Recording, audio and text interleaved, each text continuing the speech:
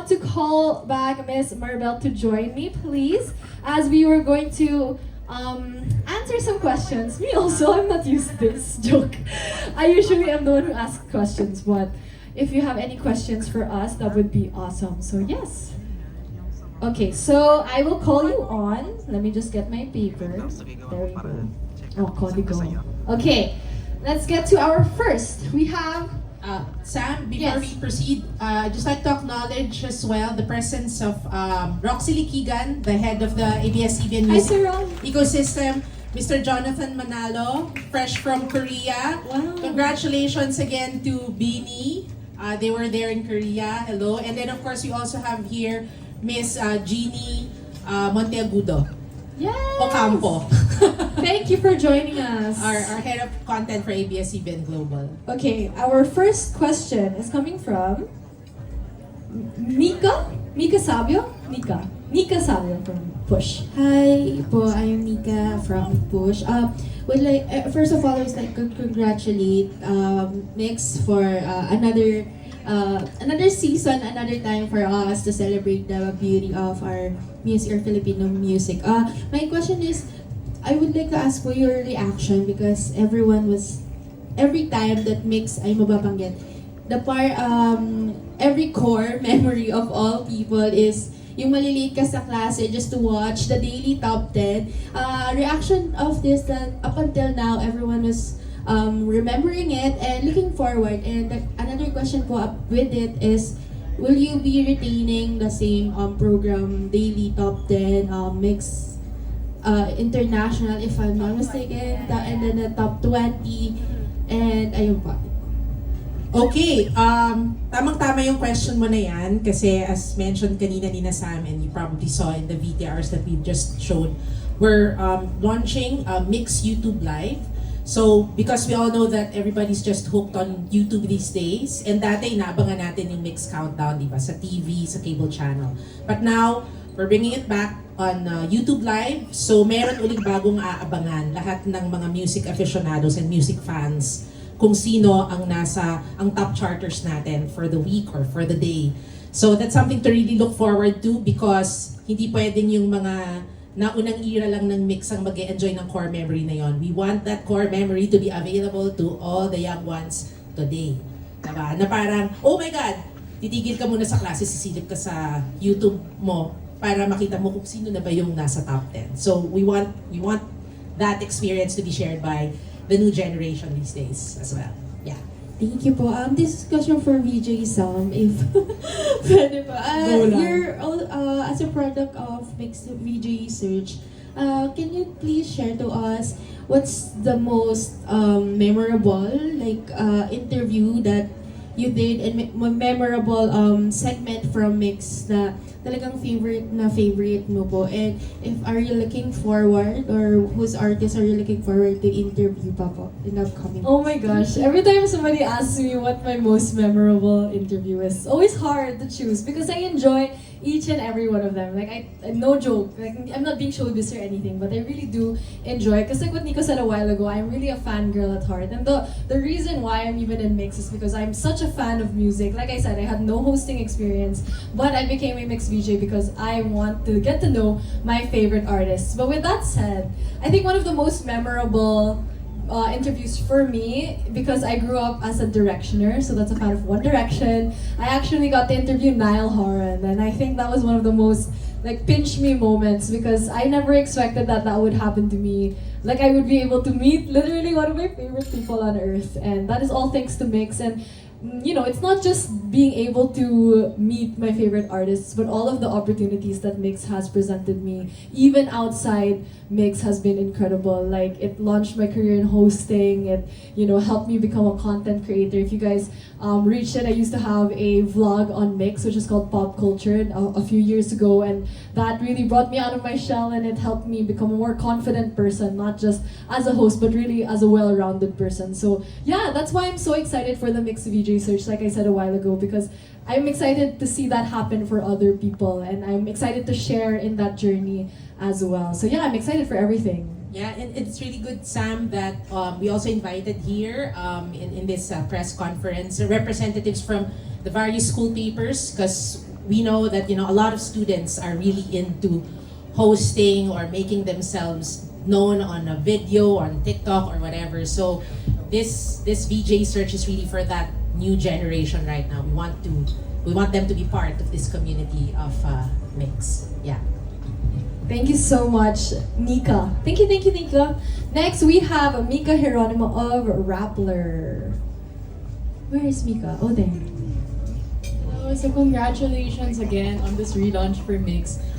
Other than the channels, I think the shows of MYX, that's one of the more iconic stuff that we remember growing up.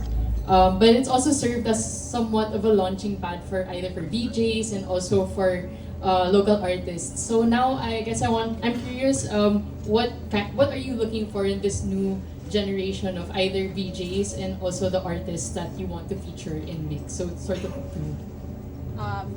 Maybe I'll start with the VJs. For the VJs, of course, the details of the criteria will be released pretty soon once we officially launch.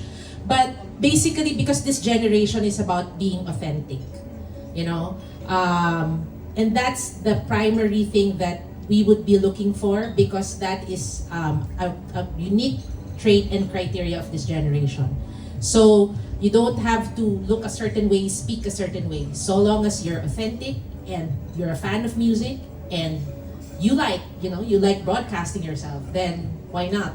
You could qualify. So we'll see. We're excited to see the next batch of VJs who will apply or who will join. And then in terms of the artist, medyo mahirap siya sagutin kasi yung music natin ngayon, when you talk about OPM, it's not just the OPM that we know from before, 'di ba? Ang dami ng characteristic ng Filipino music, ng Filipino artist, ng Filipino creativity these days.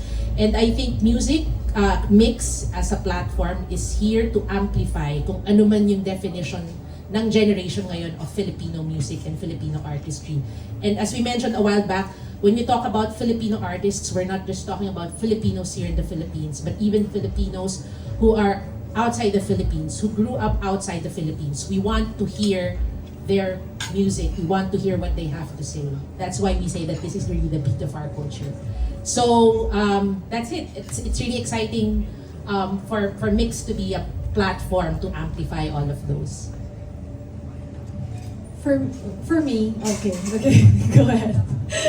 No, but I just wanted to add na I think in terms of music, like what Ms. Marv said, it's very rich in the Philippines right now, and just being able to meet and help them reach a wider audience is such an amazing thing. And we don't actually choose really. Parang we want to be able to give a voice to everybody and any kind of music that they have as well. So I'm excited to see what the next couple of months will bring. So thank you for your question. Thank you. Now, our next question is coming from Sandy Kaguraran. Kagurangan. Oh, there. Sorry. From Random Republica. Hello po, good afternoon. My question po is for VJ Sam. So since you've been with MYX Philippines for a long time, what is your favorite music from the new generation? Oh, that's hard. Oh my goodness. Actually, it's hard because like I said, I enjoy all kinds of music, and just seeing how OPM has grown a lot, especially in the last 3 years. It's so crazy because the talent that we have here, not just in one specific genre. Like, I think our performers today showed how versatile our OPM scene is right now. Like a while ago we had, more hip-hop, Diwata a little bit more folk, and then later you guys will see Nameless Kids, which is a little bit different as well. I think I'm loving this era of OPM, wherever it is right now, because the potential and just also how creative and how brave our artists are to share their music, and being able to do the things that maybe artists before weren't able to do has been very impressive. And I feel very lucky that I get to know them and I get to be friends with these people and help them help them reach a wider audience that will help not just their career grow, but also help the OPM scene flourish. So I'm really loving where OPM is right now. Nothing specific because I love everything because it's so good. I mean, it's hard to choose. So question na lang din po for you. So what is your advice to the future VJs of MYX? Oh my gosh. I think my advice, and it's very cliche, may sound cliche, is to just be yourself. Honestly, in this day and age, it's so easy to tell when somebody is being authentic or not. And ever since I started in MYX, that was always my promise to myself, was to always be authentic in not just hosting, but in everything I do, even as a person. So I think it really shines through naman when you watch me host. That's really how I am as a person. And it's cliche, but it's also hard to do. Because obviously there are a lot of expectations. You think a certain thing you'll have to be a certain way to do something. But here in MYX, we do really appreciate authenticity because I mean, at the end of the day, all you have is yourself, so show us yourself. And I'm sure people will connect to that and people will respect that as well. And it'll be easier for you in the long run. But yeah, I think it's cliche, but it's hard to do. But make sure to stick to it because I think that's the most important thing. Thank you so much po and congratulations. Thank you so much. Our next question is coming from Mecca Alsena of UP Broadcasters Guild. Oh my gosh, so young. Student. Hello po, good afternoon. So, kanina po natin na pag-uusapan yung versatility ng OPM. So, ano pong reaction niyo sa mabilis na pagsikat ng Beanie and Maki? And do you have any upcoming projects for them? Oh, of course. Talking about Beanie, the people, the label behind Beanie is here, and the label behind Maki is also here. So let's just acknowledge them. We have here the label head for Tarsh is here. And then of course I just called Jonathan Manalo. And then I think I saw Rock Santos as well as Star Pops also here. Reaction, I think we were just blown away. Diba?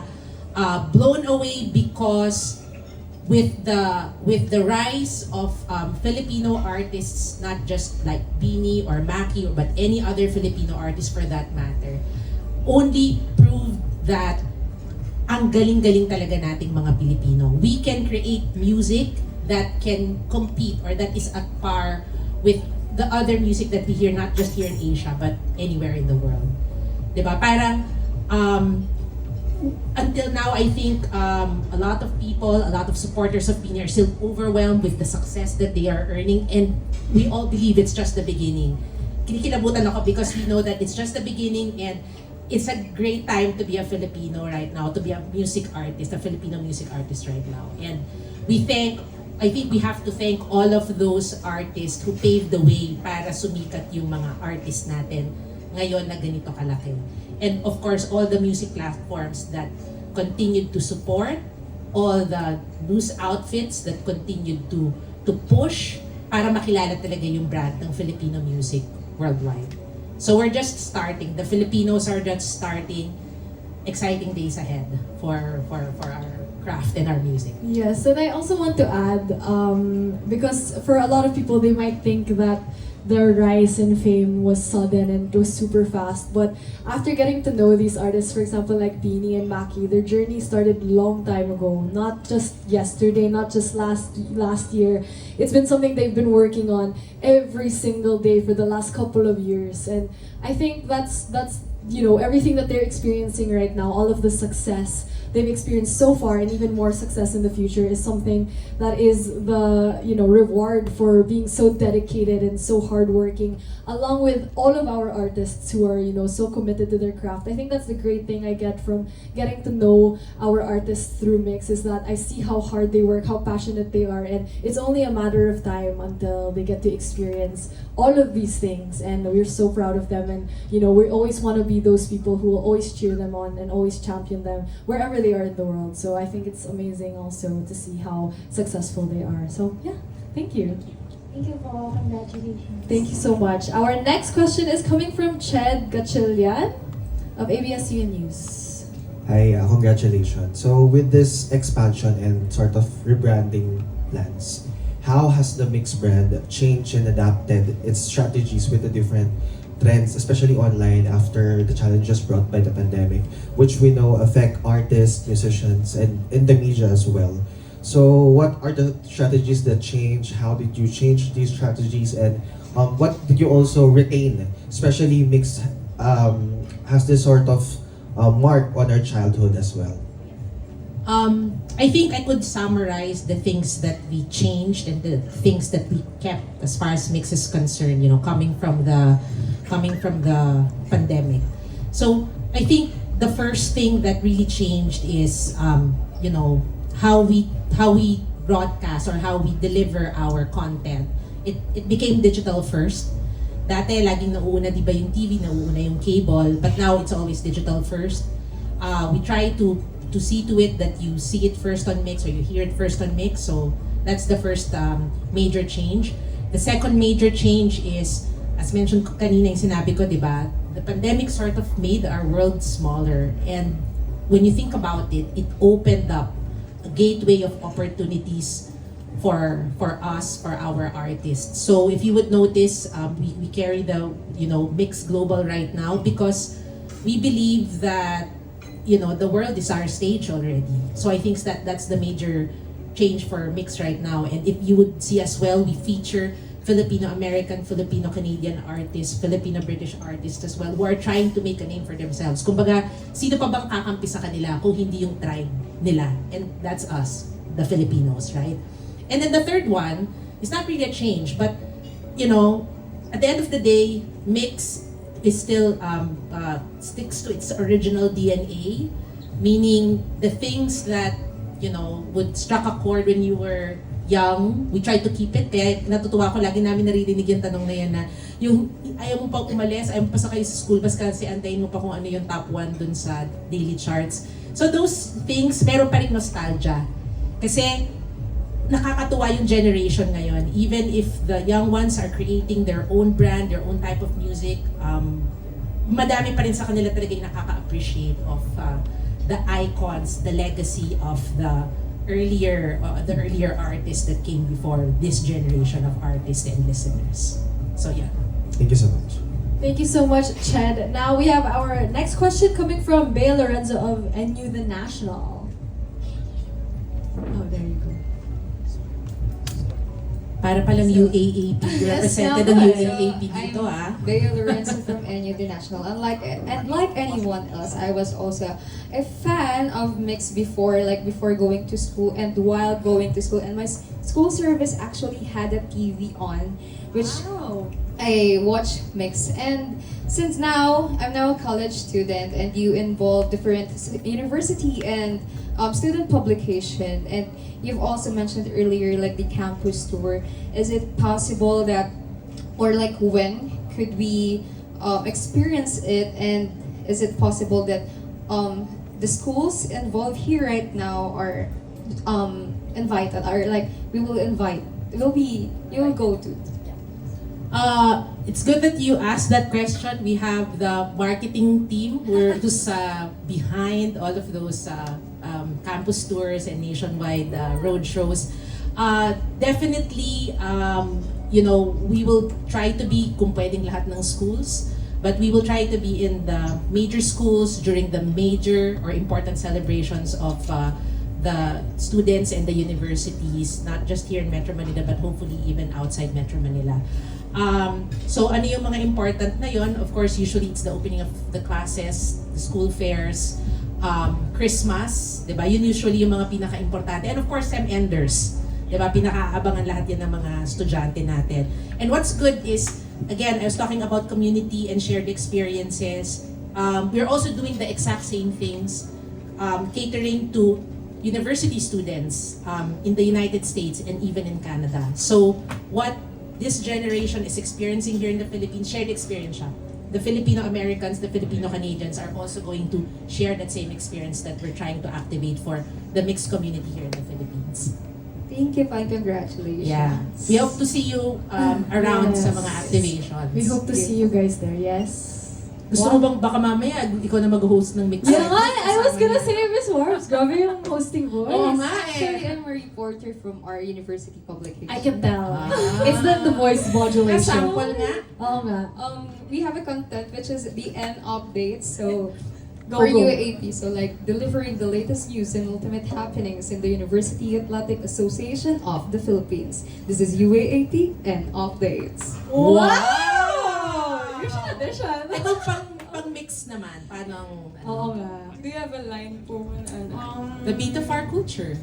This is MYX, the beat of our culture. Wow, bongga. See, I'm so excited to see what, the young people, I mean, I'm also young, we're all young here, but, younger people can do. So thank you for your Thank you question. so much and Thank you so congratulations much. So does anybody else have a question before we close the floor?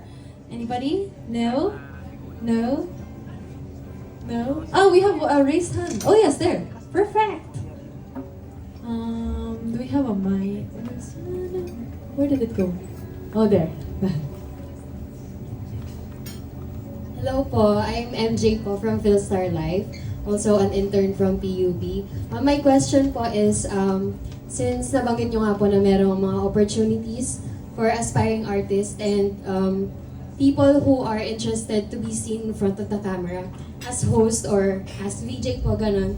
Ang question ko po is, do you have any plans or opportunities offered in the future for people naman po who wants to be a part of the production process po, like the people behind the cam. Kasi po yung mix po, diba, popular po sila for their high production value. So, if ever man po, do you have any plans or opportunities for those who are interested to be a part of that production process po? Alam mo, thank you for sharing that idea. The MYX production team, so the production heads are here, have been toying with that idea for the longest time. Like, kumbaga, getting brainstormers from this generation, diba? From students, etc. I think that's gonna happen really, really soon. Kasi syempre hindi naman tama ka, hindi lahat ng tao pangharap ng camera. There are a lot of people also who excel so well behind the camera. So just wait for the announcement, but that has been in the pipeline for quite a while. And who knows, yung ideas ninyo, ideas from students in the university will be the next MYX big show. Diba? Isn't that really exciting and great if ever? So thank you for that. Thank you so much. Anybody else? Yes? Good? Good? Oh, we have a couple here. Oh, no more time. I'm so sorry. Akala yata nila graded recitation. Oh. No, but we can answer your questions later after. If you see us, just come up to us and we would love to answer your questions. But thank you so much, Ms. Rams, for joining us here. Thank you, everybody. And thank you as well for your questions here.